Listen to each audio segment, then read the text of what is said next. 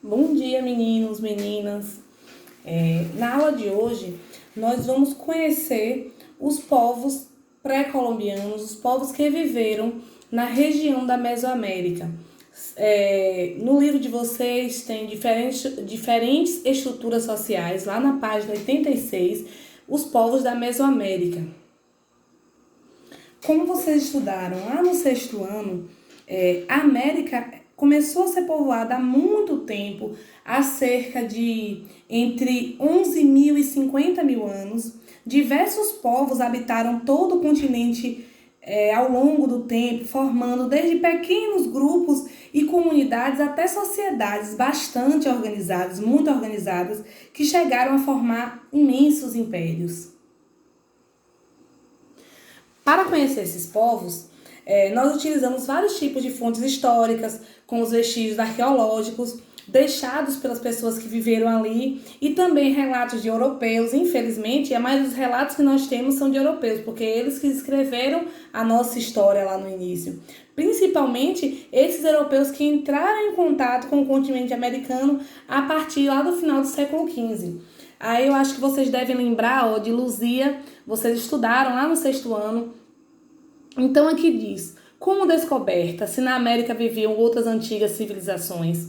Então, como é que se descobriu que outros povos viveram onde nós vivemos hoje, nos territórios que nós vivemos ou nos outros territórios da América? Restos de acampamentos, vestígios humanos, chegam a 11 mil anos. A Luzia mesmo, ela vem para mudar a história da América, porque até então não havia um artefato arqueológico que comprovasse tanto tempo. E aí chega a Luzia, que foi encontrada aqui no Brasil, que é essa aqui a imagem. Como vocês devem saber,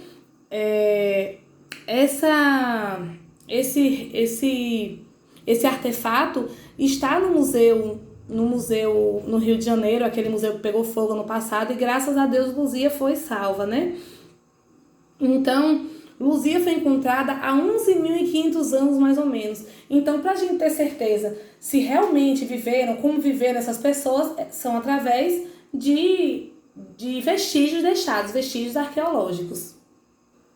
Esse nome América, que tem o nosso continente hoje, foi um nome que os europeus colocaram desde que encontraram esse continente, que na época, até hoje em alguns livros vocês vão encontrar o termo descobrimento da América, mas só se descobre o que ninguém nunca encontrou. Se tinha pessoas morando nesse continente, então os europeus não descobriram, eles encontraram. Então, quem denominou a América a esse continente que nós vivemos hoje foram os europeus.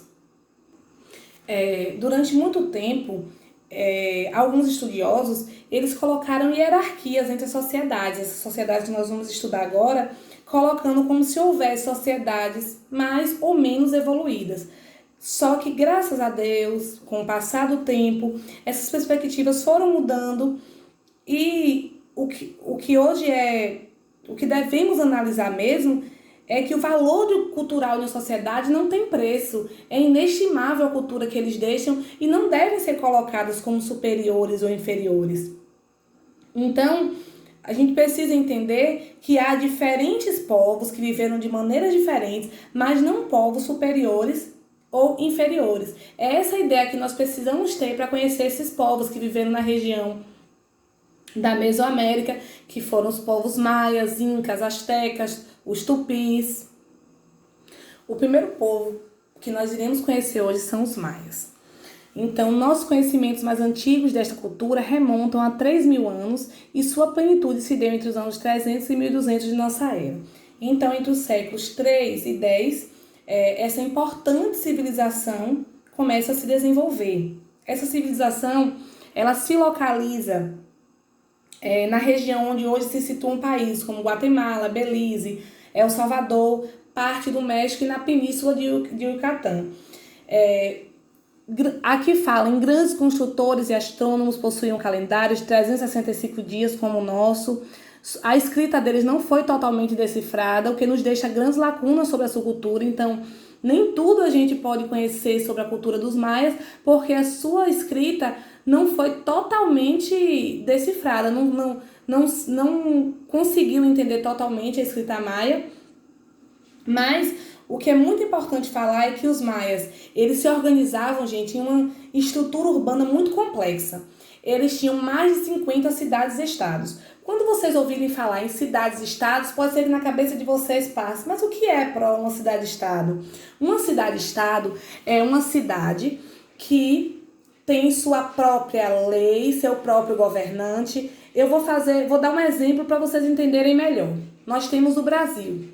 O Brasil é dividido em estados, não é isso? Bahia, São Paulo, Rio de Janeiro, Pará.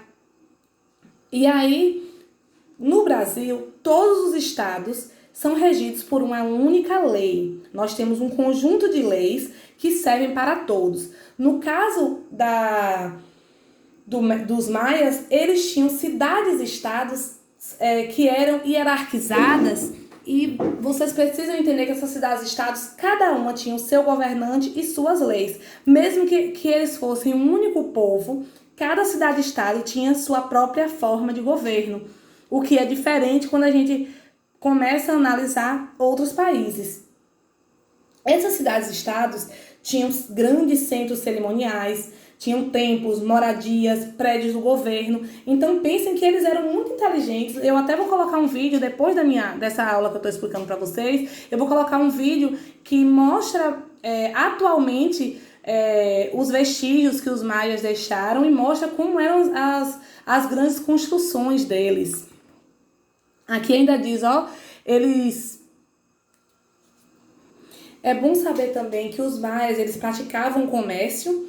Eles também praticavam agricultura, com o cultivo de milho, batata, tomate, mandioca, feijão, frutas diversas. O cacau era um dos mais importantes cultivos dos povos maias. E como naquela época ainda não existia a cédula, o dinheiro que nós conhecemos hoje, eles utilizavam nas suas transações comerciais as sementes do cacau, que serviam como se fosse moeda de troca. A bebida, eles tinham uma bebida à base de cacau, eu acho, não sei bem a pronúncia, mas eu acho que é chocoaltli. Essa bebida era muito apreciada entre os membros da nobreza, os governantes, sacerdotes, e também essa bebida também era utilizada em oferendas, em rituais religiosos. Eles também praticavam atividades como a construção de templos e de estradas. Eles não possuíam grandes centros de poder, ao que tudo indica, como eu falei, desenvolveram em cidades-estados. Por volta do século IX, sua cultura começa a ser... Não, aliás, ela foi bruscamente interrompida, permanecendo um pequeno número de cidades apenas no Yucatán, que depois eles foram incorporados aos olmecas e astecas. Nós também vamos estudar o povo asteca logo, logo. A gente não pode deixar de falar da religiosidade do povo maia. Eles eram politeístas. Vocês ainda lembram que são politeístas? Os politeístas, eles acreditavam em vários deuses. Então, os mecas, eles eram politeístas, cultuavam diversos deuses. Os deuses deles eram associados aos fenômenos da natureza e os elementos como o dia e a noite, o sol, a chuva, a fertilidade. E era muito comum que esses deuses fossem representados em objetos do cotidiano, como em esculturas, como retrata... Como eu falei a vocês, que eu iria colocar um vídeo sobre como estão atualmente os vestígios, a civilização maia, o que ainda tem lá no México. Aqui ainda em nossos dias podem ser encontrados vestígios culturais dos maias no México e em grande parte da América Central. Eu vou trazer um vídeo de Débora Aladim, que ela faz uma viagem até o México e ela conta um pouco da história dos maias a partir do local onde eles viveram. Agora nós vamos conhecer o povo asteca. Então, os astecas viviam um pouco mais ao norte, na região onde viviam os maias. Fixaram-se no Vale do México, onde fundaram a capital do seu império, Tenochtitlan, que corresponde hoje à cidade do México. Então, se for para vocês entenderem hoje onde viviam os astecas, então os astecas viviam onde hoje é o México. Há uma lenda sobre a fundação da capital dos astecas, que era Tenochtitlan. Segundo a lenda da tradição asteca, a escolha do local de fundação da cidade foi determinada por uma profecia do deus Colibri Azul. Dizia o deus que os astecas receberiam um sinal quando encontrassem o local ideal para a fundação de sua cidade. O sinal esperado era uma águia pousada num cacto sobre uma rocha, trazendo em seu bico uma serpente, e teria sido encontrado no centro do lago Texcoco, onde fundaram Tenochtitlan, que quer dizer rocha de cactos. Essa é a lenda de como surgiu a capital dos astecas. Então vamos entender um pouquinho como era a sociedade asteca. Então aqui diz, a sociedade asteca não possuía fronteiras fixas, a unidade da sociedade se baseava na aliança de 3 cidades. Vamos lá. Os astecas tinham uma tradição guerreira, então, já conhecidos por essa tradição, eles começaram a conquistar outros povos. E esses povos que eles conquistavam eram obrigados a pagar tributos, ou seja, imposto, e fornecer trabalhadores. Então, os astecas logo conseguiram formar um grande império com organização política e uma sociedade bem hierarquizada. Por exemplo, eles tinham o Tlatoani, que era o governante deles, que comandava com o auxílio do Sinecote, que era o cargo semelhante a de um vice, seria o vice-governante, e geralmente, que geralmente era um parente próximo. Então, abaixo deles, hierarquicamente, como eu disse, é uma sociedade hierarquizada. Então, hierarquicamente, abaixo do governante e do vice-governante estavam os nobres, que eram compostos por guerreiros, sacerdotes, funcionários públicos. Em seguida, vinha a camada social, constituída por comerciantes e artesãos, e logo depois, que formava a maioria da população, seriam os Maceualtim, que eram os cidadãos comuns, que geralmente esses cidadãos comuns trabalhavam na agricultura, mas quando necessários eram obrigados a trabalhar em obras públicas, ou, se houvesse guerras, tinham que trabalhar como soldados também. Como eu falei, eles conquistaram novos territórios e a população que vivia nesses territórios, elas eram subjugadas e tinham que pagar tributos, não é isso? Esses tributos poderiam ser ouro em pó, cacau, algodão. E foi a aliança desses povos subjugados que vai facilitar mais na frente a destruição do povo asteca, porque eles vão se unir aos espanhóis para destruir o povo asteca. Aqui eu coloquei uma imagem para vocês que tem o mapa do Império Asteca, você vê que era muito grande o império, e aqui uma imagem da grande cidade de Tenochtitlan. Lembrem que Tenochtitlan era a capital dos povos astecas. Então aqui tem como eles se organizavam economicamente. No princípio eles viviam da caça e da pesca, depois passaram a se dedicar à agricultura, e a agricultura vai se tornar a principal atividade econômica dos astecas. Eu quero que vocês analisem essas imagens aqui, Eles plantavam em chinampas, eram cercados de estacas em que se espalhava junco esteiras e colocavam lama por cima. Então, nessa lama, que seria a terra, que os produtos eram cultivados. Então, eles cultivavam em chinampas. Era a maneira que eles faziam a agricultura deles. O milho era o alimento básico, também produziam farinha. Extraíam também uma bebida forte do cacau, o chocolate. Eles tinham um comércio intenso, possuíam mercados, onde vendia e trocava os mais variados produtos. Não, isso aqui não é. Aqui eu trouxe um pouco da religião dos astecas. Eles lembram que eu contei lá no início sobre uma lenda onde se formou a cidade de Tenochtitlan? Então, a lenda era sobre essa devoção aqui por Colibri Azul. Eles tinham uma grande devoção por Colibri Azul, deus do sol ao meio-dia. As entidades astecas eram terríveis e sanguinárias. A ideia de oferecer sacrifícios humanos aos deuses era importante da cultura asteca. Eles tinham mesmo uma cultura de sacrificar pessoas, seres humanos, para entregar aos deuses. O exército tinha como tarefa capturar prisioneiros e levar para Tenochtitã para serem oferecidos como sacrifício ao deus da guerra. Os sacerdotes ensinavam que a terra precisava ser alimentada com sangue humano. Aí um pouquinho da religião dos astecas. Agora nós vamos conhecer um pouquinho sobre o Império Inca. Os Incas eles formaram um império na região da Cordilheira dos Andes, hoje seriam as terras que compreendem o Peru, a Colômbia, o Equador, o oeste da Bolívia, o norte do Chile e da Argentina. Então, vocês percebem que também o Império Inca era bem grande, né? Ele consolidou-se em 1438 e 1471 e começa a se desagregar, ou seja, a acabar no fim do século XV. E em 1533, seu território foi totalmente conquistado pelos espanhóis. Então, vamos entender um pouquinho a organização social dos Incas. O sistema de governo Inca era centralizado nas mãos do imperador. Esse imperador tinha o título de filho do Deus Sol ou filho do Sol. A sede do Império Inca ela se situava na cidade de Cusco, que hoje é Peru. A terra era dividida em 3 partes. A primeira, terra do Deus Sol, reservada aos sacerdotes. A segunda, terra do Inca, reservada à família imperial. E a terceira, a terra para a população, entregue às comunidades para a garantia do próprio sustento. Então, essa última parte era que a população poderia se sustentar.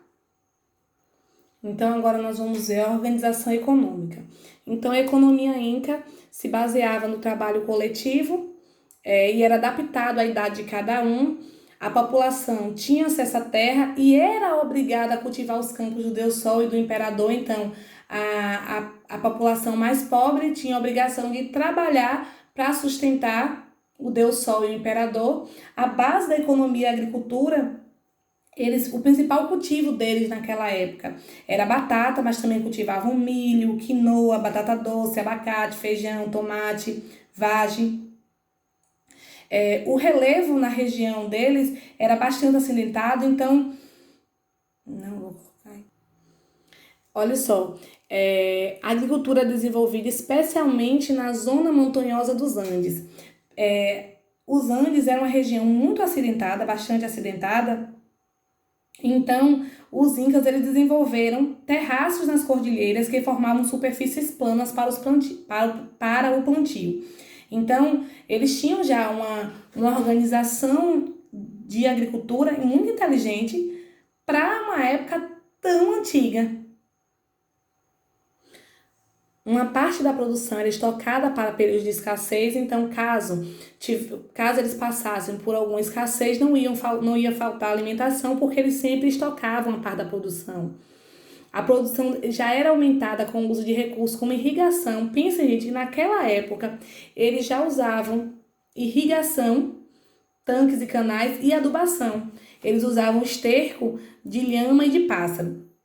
Eles também se dedicavam à atividade pastoril, que eles criavam alpaca, lhama, que além de fornecer leite, lã e carne, também servia como meio de transporte para as cargas, para carregar a mercadoria que eles retiravam da terra. Sobre a religiosidade dos incas, eles adoravam diversos deuses, então eles também eram politeístas, deuses associados aos elementos da natureza, divindades com atitudes semelhantes aos humanos recebiam oferendas, inclusive os sacrifícios humanos, que eu já falei a vocês, e todo favor deveria ser retribuído.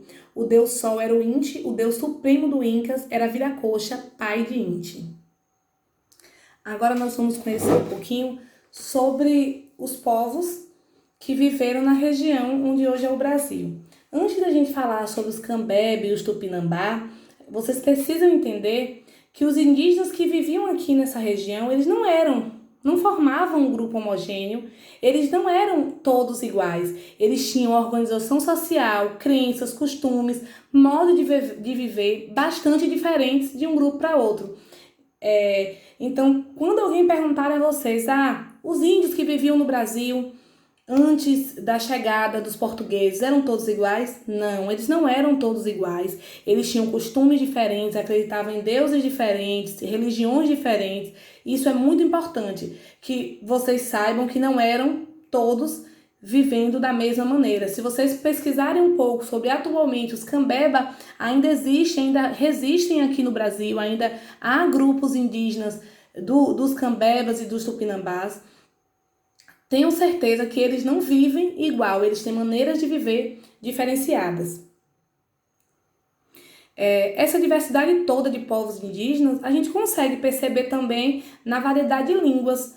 Os indígenas que viveram aqui não tinham a mesma língua. Estima-se que quando os portugueses aqui chegaram, existiam em torno de 1.500 línguas faladas entre os nativos. Entre os nativos, claro, os que viviam aqui eram os índios nativos do Brasil. Então, gente, os Cambebas que viviam aqui no Brasil, eles viviam à margem do Rio Negro, no norte do nosso país. Eles também habitavam territórios do atual Peru, que é próximo. Lá eles eram conhecidos como Omágua. A população vivia distribuída em aldeias aqui no Brasil e era liderada por um chefe ou um cacique, e também ele tinha um líder geral que era conhecido como Cacique Supremo. Os europeus admiraram como eles se organizavam, mas isso não impediu que os europeus impusessem a sua cultura, a sua religião, e catequizassem esses indígenas e com o tempo, em sua maioria, foram dizimados e marginalizados por esses invasores que vieram da Europa. Eu digo invasores mesmo, porque eles invadiram essa terra, tomaram o que era nosso, tomaram o que era da terra, roubaram, tiraram a cultura desses indígenas e os dizimaram. Vocês já se perguntaram onde estão esses milhares de índios, de indígenas que viviam aqui no Brasil quando os portugueses chegaram? Vocês já se perguntaram o que aconteceu com eles? Pois podem ter certeza que eles foram dizimados, eles foram assassinados. Agora vamos conhecer um pouquinho sobre os Tupinambá. Olha, os Tupinambás foram os primeiros povos que estabeleceram contato com os europeus que chegaram aqui na região litorânea, em Porto Seguro, na Bahia, como vocês devem saber, que o Brasil foi encontrado na Bahia, em Porto Seguro. Então, os Tupinambás, eles viviam nessa região e foram os primeiros que tiveram contato com os europeus. Diferente dos Cambeba, que tinham uma organização social estruturada, os Tupinambá, eles não tinham diferenças sociais, não tinham aqueles que tinham mais poderes que os outros. A única diferença que tinha era o xamã. Os xamãs, eles se dedicavam aos rituais religiosos e às práticas medicinais. Ele era respeitado por todo o grupo, mas não era considerado o líder do grupo, não havia uma liderança. Os Tupinambá também tinham uma divisão de trabalho por gênero. Quando eu falo gênero, claro que gênero é feminino ou masculino. A agricultura, por exemplo, era um trabalho das mulheres e a caça era um trabalho dos homens. Tudo que os Tupinambás produziam, eles não tinham interesse em vender, comercializar, não. Tudo que eles produziam em grupo era para uso do grupo. Toda a comida que eles produziam, que eles caçavam, era sempre para eles sobreviverem. Então não havia essa ideia de lucrar em cima do outro. Eles viviam em perfeita harmonia, dividindo tudo que produziam. Os Tupinambás, eles não tinham um centro político religioso, como eu disse a vocês, mas eles viviam em várias aldeias, uma próxima da outra. Às vezes também, as aldeias que fossem rivais, eles guerreavam. Assim, eu termino essa aula, mas eu vou colocar para vocês mais 2 vídeos pequenininhos de 5 minutos e 3 minutos, se eu não me engano, para vocês conhecerem mais um pouquinho sobre os povos maias, incas e astecas.